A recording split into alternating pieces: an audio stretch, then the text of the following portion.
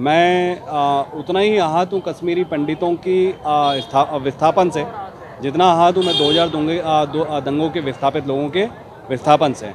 कश्मीर के विस्थापितों की तो बात हो रही है, उनके लिए तो कॉलोनीज़ बनी थी, लेकिन गुजरात दंगों के लिए आज तक सरकार ने विस्थापन और विस्थापन पॉलिसी के नाम पर कुछ नहीं किया है। चाहे मुजफ्फरनगर हो, चाहे नल्ली हो, चाहे दरभंगा हो, इन तमाम जगहों पर जहाँ जहाँ पर दंगे हुए हैं, अगर वहाँ पे कौम विशेष अगर है तो उनके रिलीफ के लिए, उनके विस्थापन के लिए आज तक न केंद्र सरकारों ने न राज्य सरकारों ने कोई नीतियाँ बनाई हैं।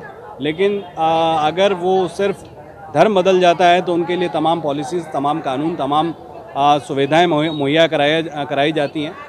रही फिल्मों की बात, तो ये हमेशा से रहा है कि जो फिल्मों में सरकार को क्रिटिसाइज़ किया गया है, सरकार की टीका की गई है, और 2014 में नरेंद्र मोदी की सरकार बनने के बाद से जिस तरह से सेंसर बोर्ड में और जो आर्ट कॉलेजेस हैं वहाँ पर जिस तरह से संघ परिवार से जुड़े हुए लोगों को बिठाया गया है और उनकी चापलूसी करने वाले लोगों को बिठाया गया है, तो वो बता रहा है कि वहाँ पर किस तरह की पाबंदियाँ आयद की जा रही हैं। फिल्में जो हैं वो समाज का आईना होनी चाहिए और वो जो हकीकत है वो बतानी चाहिए।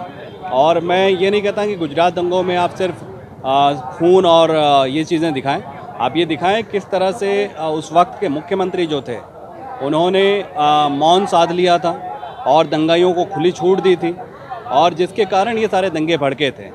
वो फिल्म जो हो वो हिंदू मुसलमान की नफ़रत ना दिखाए, वो ये दिखाए कि सरकार किस तरह से दंगे करवा सकती है, किस तरह से आपस में हिंदू मुसलमान को लड़ा सकती है। देखिए, मैं सिर्फ गुजरात फाइल की बात नहीं कर रहा, मैं बात कर रहा हूँ कि नल्ली पे भी फाइल बननी चाहिए, सिख राइट्स पे भी फाइल बननी चाहिए, और जितनी भी नाइंसाफ़ियाँ हैं उन तमाम नाइंसाफ़ियों पे एक फ़ाइल बननी चाहिए। और जो भी सरकारें हों उन तमाम सरकारों के उसके अंदर जो भूमिका, गंदी भूमिका जो थी वो उजागर होनी चाहिए। देखिए, मैं गुजरात दंगों को बहुत नज़दीक से दंगा पीड़ितों के साथ काम करते हुए उनकी कॉलोनीज़ में जाकर कई सारे मुद्दों को हमने देखा है। और आज भी मैं जब ये कह रहा हूँ कि विस्थापन के नाम पे हम कश्मीरी पंडित की तो बात करते हैं और करनी भी चाहिए, जो भी विस्थापित हुआ उनकी बात करनी चाहिए, लेकिन गुजरात में जब हज़ारों की संख्या में लोग विस्थापित हुए हैं, आज भी 86 से ज़्यादा कॉलोनीज़ उन विस्थापित लोगों से भरी पड़ी है, और उन विस्थापित लोगों को आपने आज तक सरकार ने कोई मकान नहीं दिए हैं, उनके लिए कोई पॉलिसी नहीं बनाई है। और ना सिर्फ पॉलिसी नहीं बनाई है, लेकिन जो संस्थाओं ने, जो संगठनों ने उनको मकान बना के दिए हैं, आज भी वो उनके नाम पर नहीं हुए हैं, और सरकार उसी वजह से उनको प्राथमिक सुविधाओं से भी वंचित रखती है। तो मैं तो मानता हूँ कि जितने भी, जहाँ पे भी देश में विस्थापित हुए हैं, उसकी एक पॉलिसी होनी चाहिए, और उन विस्थापित लोगों को, सरकार को तुरंत उनके घरों में पुनर्वसन करना चाहिए। आज भी नरोड़ा, पाटिया, गुलबर्ग, ओल्ड, सरदारपुरा प्रांत और कई सारी जगह हैं जहां पर लोग नहीं जा पाए अपने घरों पर वापस। क्या गुजरात सरकार वो करवा पाएगी? क्या गुजरात सरकार ने कभी वो आवाज़ उठाई? क्या केंद्र सरकार में 10 साल रहने वाली कांग्रेस, उसने कभी इन मुद्दों पर आवाज़ उठाई है, कोई पॉलिसी बनाने की कोशिश की? कभी भी कोई सरकारों ने दंगा पीड़ित लोगों के लिए कोई पॉलिसी नहीं बनाई है। कश्मीर फाइल्स नाम की जो पूरी फिल्म है वो पूरी तरह से एक सांप्रदायिक एजेंडे पर इस देश को दो हिस्सों में बांटने को लेकर एक बॉलीवुड की तरफ से इस तरह की एक पहल की गई है। और ये पहल जिसमें मौजूदा सत्ताधारी दल के नेता उसको देखने के लिए और उसके प्रचार के लिए सरकारी संसाधनों का और अपने स्थानों का उपयोग करके कर रहे हैं।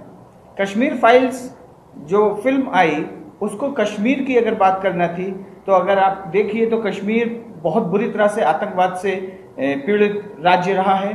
कश्मीर वो राज्य है जहां इस देश के सबसे ज़्यादा गायब हुए इंसान हैं। कश्मीर में एक एसोसिएशन है, डिसअपीयर्ड पर्सन्स एसोसिएशन, जिनकी लाशें आज तक नहीं मिली। कहाँ गई उनकी लाशें? कौन खा गया उनको? जब आप कश्मीर की बात करें तो एक तरफ के अगर आप दिखाएंगे तो निश्चित तौर पर ये इससे साबित होता है कि ये देश को ध्रुवीकरण के रास्ते पर ले जाने के लिए और देश के सांप्रदायिक सद्भाव को बिगाड़ने के लिए ये माहौल बनाया जा रहा है। सांप्रदायिक दंगे इस देश का सबसे बड़ा कलंक हैं।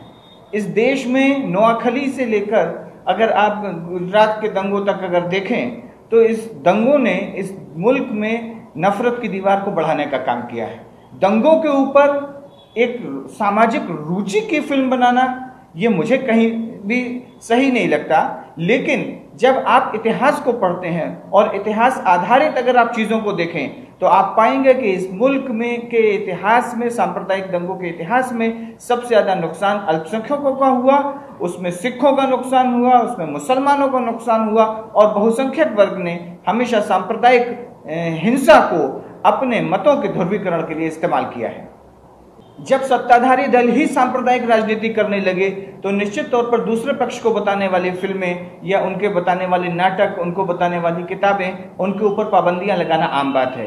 ये मुल्क इस टाइम हिटलर शाही के दौर से गुजर रहा है और इस हिटलर शाही में बहुसंख्यक सांप्रदायिकता को जो खुलेआम बढ़ावा दिया जा रहा है, उसी के चलते जो दूसरे पक्ष को दिखाने वाली परेशानियां या दूसरी किताबें हों, दूसरे नाटक हों, उनके ऊपर पाबंदी लगाना, धरना और विरोध प्रदर्शनों को ऊपर पाबंदी लगाना और एक पक्ष को, बहुसंख्यक वर्ग को प्रशंसा करने वाली फिल्में को सरकारी तंत्र द्वारा प्रचारित करना, ये दिखाता है कि सरकार खुले तौर पर एक वर्ग के प्रति विद्वेष की भावना रखती है। भारतीय जनता पार्टी हर रोज नया चुनाव लड़ती है। 2024 नहीं, वो पंचायत चुनाव को लेकर भी इसको इस्तेमाल करने की बात करेंगे।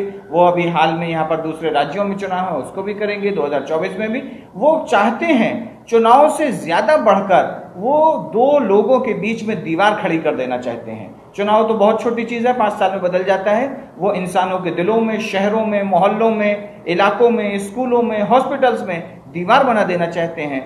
इस पूरी योजना के तहत इस तरह के फिल्मों को, इस तरह के बातों को, इस तरह के आइडियोलॉजी को बढ़ावा दिया जा रहा है।